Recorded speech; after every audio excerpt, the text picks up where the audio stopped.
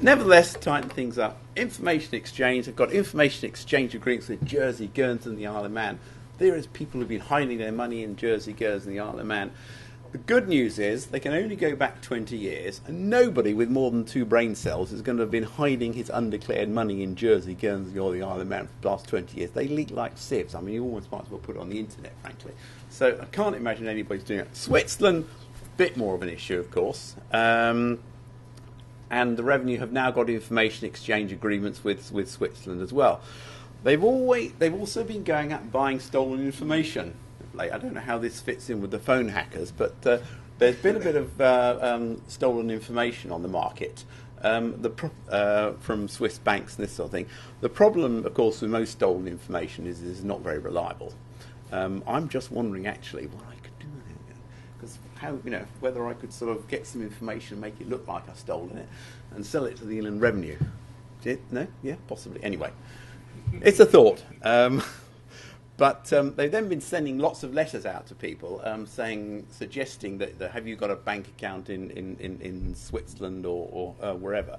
And I said a lot of this information, I suspect, is probably a dump off some banks, what they call CRM, Customer Relations Management Database, which has got, our CRM database has got 7,000 names and addresses on it. If you looked at all those, you think, 7,000 clients. It's not. That's where we put our names and addresses on the CRM database. So you can imagine someone like HSBC has probably got 100,000 names on it. So they've been sending out these letters to lots of people who appear on the bank's, I suspect on the bank's CRM database, saying how much have you got any bank accounts? From an accountant's point of view, of course, it's good business. People come along. The revenue haven't approached us for commission on it yet, but never know, they might do.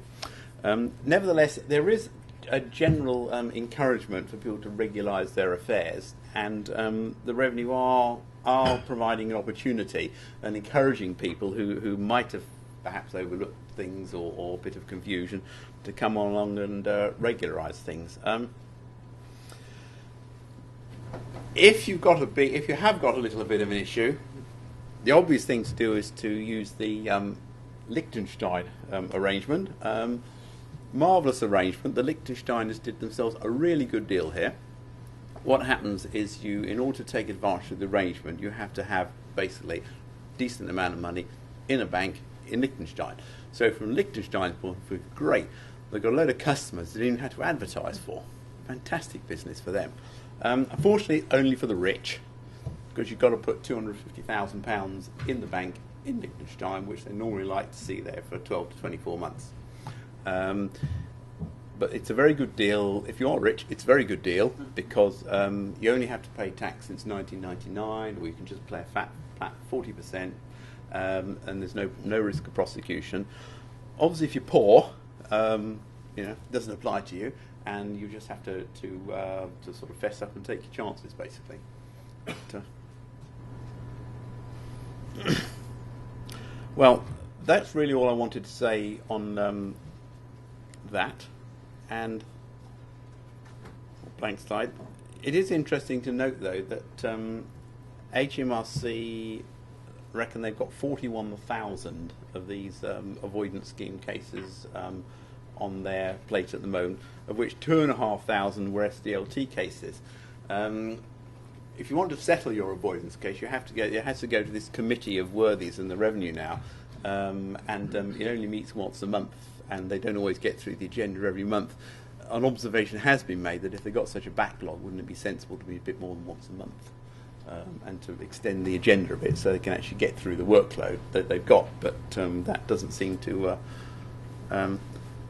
There also, this is the last year's technique, was people were going to be named and shamed if people who have deliberately evaded various amounts of tax and not cooperated, etc., would be named and shamed. These are the lists of the 4 heinous offenders who have so far been named and shamed. These are clearly the most serious cases in the country. Now, some of you will have noticed that the northwest of England does have a very high standard of delinquency. So anyway, if you're a hairdresser in Liverpool, it could be right. It's interesting to know they copied this from the Irish, in fact, who brought this in a few years ago, and it's been quite effective in Ireland.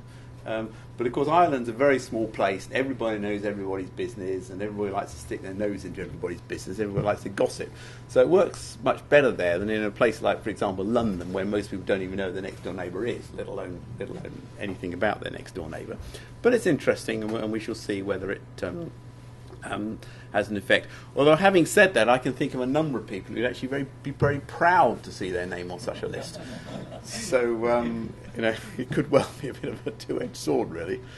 The other thing I thought I'd mention is foreigners and UK property. Property is a great thing to tax because they can't move. We know where it is. We've got the address. Foreigners are great people to tax because most of them don't vote. So they're double bubble. Used to be quite good in that there used to be no capital gains tax for non-residents. The UK is quite unusual in this regard. There was no inheritance tax on UK property held by a non-UK company, and buying costs are generally low by international standards. I know 5%. If you just bought a house, you think, "My God, that was expensive." But by international standards, they're not that high. I'm not saying we should be higher, because you look at a lot of countries in the continent, for example, where buying costs are much higher and people move much less. In the UK, as a culture, you probably have 3 or 4 houses in your lifetime. You go to sort of Belgium, you probably have 1, and that's more Germany. People don't move on in the way that we do here. But anyway, nevertheless, there's a money-raising opportunity here. I don't know how much money it raises, but that. I've gone and lost my slides. Anyway, never mind. But if you just bear with me for a moment, I will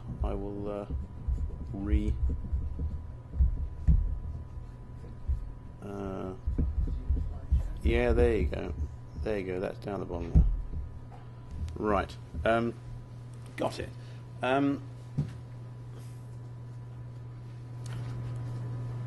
Right. New provisions are, if you have a company that owns UK property, if it's worth over £2 million, if it's not let to third parties, you pay 15% SDLT when you buy it. You pay an annual residential property tax, which starts at £15,000 if it's worth over £2 million, goes up to £140,000 at £20 million. That 2 lines is a bit of a précis because the actual legislation and guidance notes covering the annual residential property tax is 138 pages long.